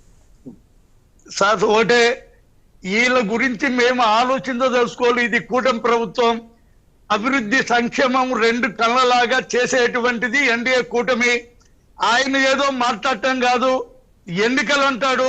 ఈ రోజు 34,000 కోట్ల రూపాయలు రికార్డుగా ఈడీ ఇస్తే ఒక్క రోజు కూడా ఇది 12 సంవత్సరాల నుంచి జైలు ముఖం మాట చూపిస్తున్నటువంటి జగన్ ఇంకా మీరు ఎందుకు మాట్లాడతారు? 11 స్థానాలు వచ్చిన వైసీపీ ఇంకా స్థానాలు లేవు, మీకు పార్టీ లేదు, డిజిటల్ లేదు. ఇందాక మిత్రులు అంటున్నారు, రావు సుబ్రహ్మణ్యం గారు స్వయాన అన్ని ఛానల్లో ఇచ్చారు. నాకు అన్యాయం జరిగింది, నా కారు పగలగొట్టింది రజని, నా యొక్క ఆస్తులను ధ్వంసం చేసిందని కంక్లూడ్ చేయండి. వీరబ్రహ్మ గారు ఫైనల్ గా ప్రజలు ఎవరిని ఫాలో అవుతున్నారు? వినండి, అలాంటప్పుడు ఎన్నికలు ఏదో మిమ్మల్ని చూసి మేము ఎన్నికలు భయపడటం కాదు. అసలు మీ గవర్నమెంట్ లో ఇలాంటి డిబేట్ కు పోవాలంటేనే అవకాశం లేని విధంగా మీరు చూశారు. ఇవాళ ఎవరైనా మాట్లాడండి, ఇప్పుడు నువ్వు ఏం మాట్లాడుతున్నావు మాట్లాడటానికి కూడా మీరు. అందువల్ల ఒకటి చెప్తున్నారు, మీరు ఒకటే చెప్తున్నారు, మేము ప్రజల వైపు, ప్రభుత్వం అంతా కూడా రైట్. ఒక నిమిషం వీరబ్రహ్మ గారు, ఇది ప్రళయంగా అవుతుంది, పాయింట్ మాట్లాడలేదు. రైట్ కార్తిక్ గారు, ఫైనల్ గా ఇక్కడ మెయిన్ ఇంపార్టెంట్ గా ఒక నిమిషం. బుక్ కాదు, అది వైసీపీ బుక్. ఈ రెడ్ బుక్ అంటే రాష్ట్రంలో ఎవరికైనా అన్యాయం జరిగితే చట్టపరంగా చర్యలు తీసుకునేటువంటిది. ఓకే కార్తిక్ గారు ఇప్పుడు ప్రధానంగా ఒక్క నిమిషం అండి. వీరబ్రహ్మ గారు, కార్తిక్ గారు ప్రధానంగా ప్రజల్లో జరుగుతున్నటువంటి చర్చ పీపీపీ విధానంపై, అందులో ప్రైవేట్ పబ్లిక్ దానికి సంబంధించిన పార్ట్నర్షిప్ గురించి ఉన్నప్పటికీ కూడా, అంటే అడ్మినిస్ట్రేషన్ అంతా ప్రభుత్వ ఆధీనంలోనే ఉంటుంది, ప్రైవేట్ వ్యక్తుల డెవలప్మెంట్ అది చూస్తారు, అంత ఇది జరుగుతుంటే దానికి సంబంధించి కూడా కొన్ని పెయిడ్ ఛానల్స్ వాళ్ళకి సజ్జలేదో అమౌంట్ ఇస్తున్నారు, లేదంటే దీనికి సంబంధించి ఇప్పుడు జరుగుతున్న అభివృద్ధి లేదా కూటమి ప్రభుత్వంపై యాంటీగా మాట్లాడిస్తున్నారు అని అంటున్నారు. అది ఎంతవరకు నిజం? నిజానికి వాళ్ళు ఎవరెవరికి ఇస్తున్నారు నాకు తెలియదు, కానీ ఒకటి మాత్రం పీపీపీ మోడల్ సంబంధించి నేను క్లారిటీ కూడా వస్తున్నాను. వీరబ్రహ్మ గారు ఒక్క నిమిషం అండి, ఒక్క నిమిషం వీరబ్రహ్మ గారు. పబ్లిక్ ప్రైవేట్ పార్ట్నర్షిప్ అనేది చాలా different from privatisation. Public management ఉంటది, ప్రభుత్వం. వీరబ్రహ్మ గారు వారి కన్క్లూజన్ తెలుసుకుందాం ప్లీజ్. ఈ పీపీపీ మోడల్ అనేది మెడికల్ కాలేజీలకు సంబంధించింది. ఈ మెడికల్ కాలేజీల్లో గతంలో జగన్మోహన్ రెడ్డి గారి ప్రభుత్వ హయాంలో ప్రభుత్వ మెడికల్ కాలేజీల్లో మేనేజ్మెంట్ కోటా కింద 12 లక్షలకి, ఎన్ఆర్ఐ కోటా కింద 20 లక్షలకి సీట్లు అమ్ముకున్నారు. దాంట్లో గతంలో ఇచ్చిందంటే 35% కన్వీనర్ కోటా ఇచ్చారు, 15% నేషనల్ కోటా ఇచ్చారు, తర్వాత మిగతా 50% మేనేజ్మెంట్ కోటా ఇచ్చారు. ఈ మేనేజ్మెంట్ కోటా ఎన్ఆర్ఐ కోటా ఏదైతే ఉందో దీన్ని 35% తగ్గించేసి కన్వీనర్ కోటాని 50% పెంచుతూ కూటమి ప్రభుత్వం పీపీపీ మోడల్లో మెడికల్ కాలేజీని డెవలప్మెంట్ చేస్తుంది. అంటే ఒక 15% వరకు సీట్లు ప్రజలకు పెరగబోతుంది, కన్వీనర్ కోటా పెరగబోతుంది. రైట్ థ్యాంక్ యూ అండి కార్తిక్ గారు, థ్యాంక్ యూ. సమయం లేదు. మెరుపుల మహేష్ గారు జనసేన ఇన్ఛార్జ్ నగరి, ఆర్ఏ అజయ్ కుమార్ గారు వైసీపీ నాయకులు, శాసనాల వీరబ్రహ్మం గారు టీడీపీ సీనియర్ నాయకులు, కట్ట కార్తిక్ గారు రాజకీయ విశ్లేషకులు, అందరికీ కూడా థ్యాంక్ యూ సో మచ్ డిబేట్లో జాయిన్ అయినందుకు. ఒకవైపు రెడ్ బుక్ అప్పుడు జరిగినటువంటి అరాచక పాలనకు సంబంధించి కూడా ముందుకు వెళుతున్నట్లు ఇటు నారా లోకేష్ కూటమి ప్రభుత్వం చెప్తుంటే, డిజిటల్ బుక్ అంటూ జగన్మోహన్ రెడ్డి తీసుకొచ్చిన దానిలో అదే పార్టీ మీద ఫిర్యాదులు రావడంతో కూడా ఇది ఫ్లాప్ అయిందని అంటున్నారు. మరి ప్రజాక్షేత్రంలో ఏం జరగబోతుంది వేచి చూద్దాం, ఎందుకంటే ప్రజలే న్యాయ నిర్ణేతలు. ఇది ఇవాల్టి prime debate. Keep watching prime news.